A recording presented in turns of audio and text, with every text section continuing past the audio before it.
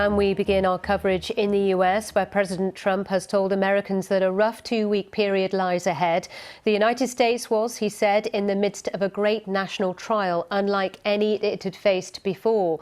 He spoke after official figures were released showing the US had overtaken China in the number of COVID-19 deaths. David Willis reports. From the White House came the direst warning yet. The worst is yet to come. I want every American to be prepared for the hard days that lie ahead. We're going to go through a very tough 2 weeks.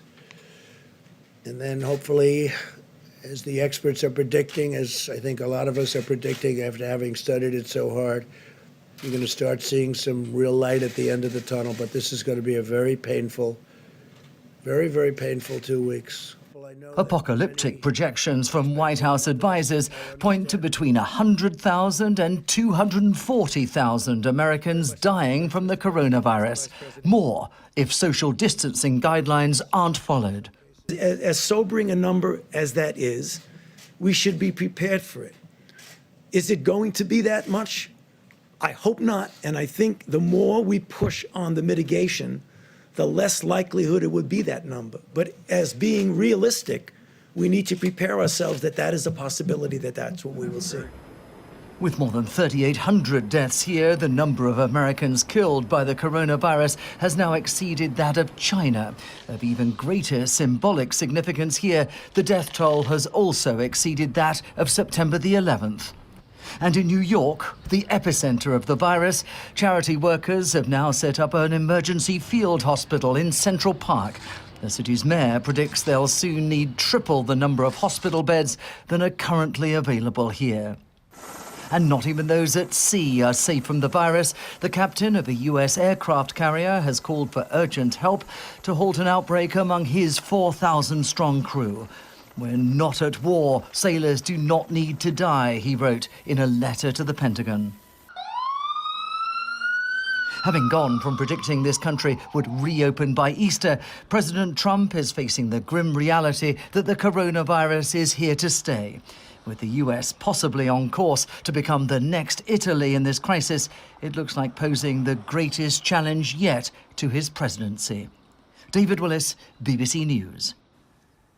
Well, the UN Secretary-General Antonio Guterres says the current coronavirus outbreak is the biggest challenge for the world since World War II. Speaking at the launch of a UN report on the potential impact of the pandemic, Mr. Guterres said the UN will be helping developing countries deal with the impact. The United Nations is establishing a new multi-partner trust fund for COVID-19 response and recovery to support low and middle-income countries to respond to the emergency and recover from the socio-economic shock. UN resident coordinators around the world will be the drivers of the UN response on the ground, ensuring that the wide and diverse expertise and assets of the United Nations system are used in the most effective and efficient way to support countries. Well, let's now turn to Europe and start in Italy. Official figures there suggest the rate of new infections is slowing, but the number of deaths recorded each day remains high. Another 837 people died in the past day, taking the total to almost 12,500.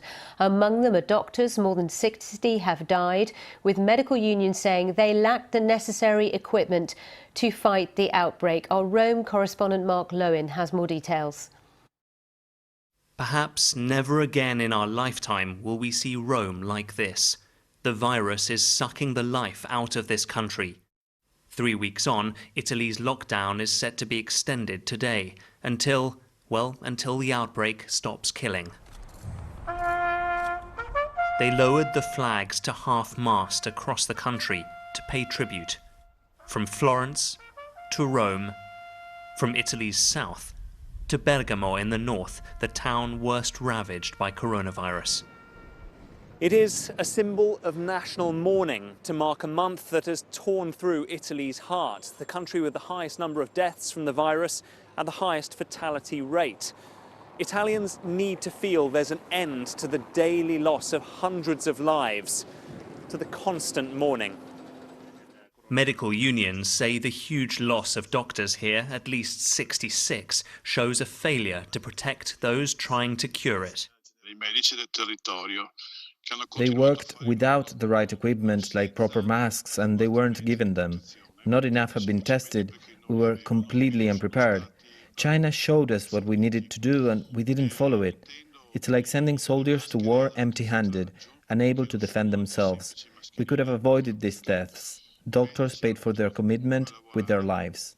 We developed a valve. So young, inventive Italians have stepped in to help, using 3D printing to develop a valve that turns a sports shop snorkeling mask into a ventilator. The blueprint has been downloaded for free 1 million times by hospitals in need across the world. 2 days ago, it was my birthday, and I received a message from Brazil in which a doctor says me that 100 people were breathing thanks to my idea, and I was very, very happy.